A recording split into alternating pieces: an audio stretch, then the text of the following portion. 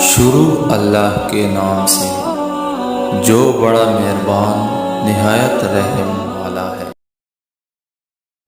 السلام علیکم ورحمۃ اللہ وبرکاتہ۔ آج ہم ایک ایسی دعا کے بارے میں پڑھیں گے جس کے پڑھنے سے دنیا میں تنگ دستی اور عذاب آخرت سے نجات ہوگی۔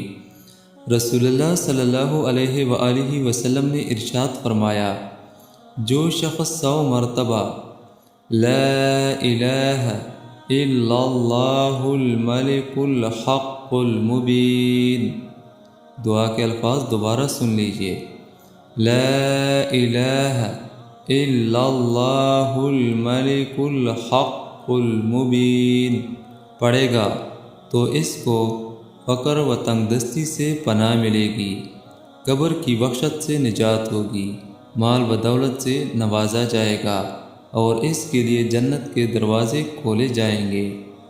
یہ دعا کافی مجرب دعا ہے۔ اللہ تعالیٰ اس پہ عمل کرنے کی توفیق نصیب عطا فرمائے۔ آمین ثم آمین۔